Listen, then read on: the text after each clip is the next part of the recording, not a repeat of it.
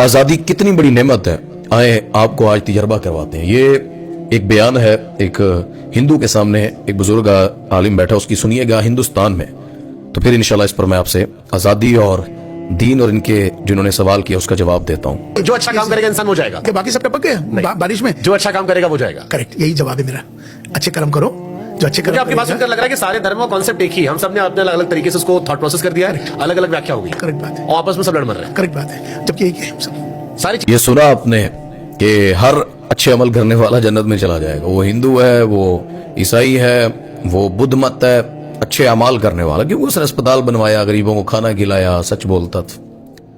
شاید آزاد ہوتے یہ تو قرآن کا ترجمہ حالانکہ ایک شخص نے کیا تھا اسی ملک میں، ہمارے پڑوسیوں کے ملک میں، اسے انہوں نے ملک سے نکال دیا، پابندی لگا دی۔ اب جانتے بھی ہیں اس عالم کو، کیا مجمع ہوتا تھا ان کے آگے، اللہ اکبر۔ تو وہ جواب دیتے تھے نا، سیدھے جواب دیتے تھے قرآن و حدیث پر، وہ چہرے دیکھ کر نہیں بتلاتے تھے۔ یہ ہوتا ہے چہرے دیکھ کر اپنا مسئلہ بیان کرنا، حق بیان نہیں کیا جاتا۔ اور اللہ نے ایسے لوگوں کو کیا کہا ہے، ایک ہی صورت میں 3 آیات کے اندر آپ کے سامنے وہ بات رکھ دیتا ہوں کہ اللہ نے اس کا کیا جواب دیا ہے کہ ہر اچھے عمل کرنے والا جنت میں جائے گا۔ نبی پاک صلی اللہ علیہ وسلم پر جو قرآن اترا، اس کی چھوٹی سی ایک صورت، اللہ کہتے ہیں بسم اللہ الرحمن الرحیم والعصر، زمانے کی قسم ہے، یعنی عصر کی قسم، عصر کے وقت کی، ان الانسان لفی خسر، بے شک انسان جو ہے وہ خسارے کے اندر ہے، وہ کوئی بھی انسان ہے۔ یہ عام اللہ نے نکرہ کا لفظ بولا ہے، یہ نکرہ کا صیغہ، یعنی کوئی بھی انسان، وہ مکہ کا رہنے والا، مدینہ کا، پاکستان میں، وہ طبیب ہے، کوئی بھی ہے، کسی بھی مذہب سے ہے، ہر انسان خسارے میں ہے۔ بچے گا پتہ ہے کون؟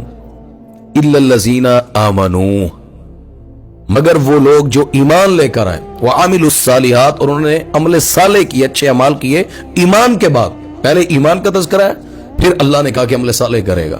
وتواصوا بالحق وتواصوا بالصبر، وہ حق کے ساتھ جڑے گا، حق کی آواز بنے گا، جس طرح انہوں نے نہیں بنا سکے اپنی آواز کو حق کی۔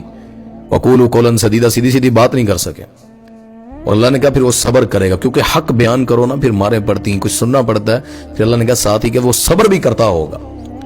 وگرنہ جس میں یہ 4 چیزیں نہیں ہیں نا، ایمان، عمل صالح، حق کا ساتھ دینا، آواز بننا اور صبر کرنا، باقی ہر بندہ خسارے میں ہے، وہ چاہے دولت مند ہے، علم والا ہے، نالج والا ہے، دنیا میں جہاں بھی رہنے والا ہے۔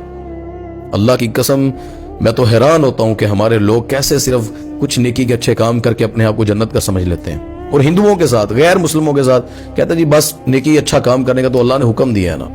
تو نبی پاک صلی اللہ علیہ وسلم کی وہ حدیث، سیدہ عائشہ رضی اللہ تعالیٰ عنہ نے جب پوچھا تھا کہ یا رسول اللہ صلی اللہ علیہ وسلم، یہ عبداللہ بن جدان اتنی لوگوں کی خدمت کرتا ہے، لوگوں کو کھلاتا پلاتا، ان کی میڈیسن یعنی ادویات، طبیب کے پاس لے جانا، ان کو شفا کے لیے جو کر سکتا تھا ان مریضوں کا علاج کرواتا تھا، وہ اس کے دروازے سے کبھی کوئی بھی فقیر خالی نہیں گیا۔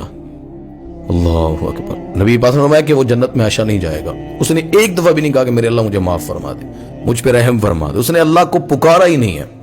یعنی اللہ پر ایمان ہونا، اللہ کو یاد کرنا عمل کے ساتھ، یہ ضروری اور واجب ہے۔ لوگ کہتے ہیں عمل، او بھائی عمل سے پہلے بندہ قبول ہوتا ہے، عمل سے پہلے انسان قبول ہوتا ہے۔ جو انسان ہی قبول نہیں ہے، جو بھی وہ نیکیاں کر لے، اس کے اعمال ہیں وہ اللہ کو قبول نہیں ہے۔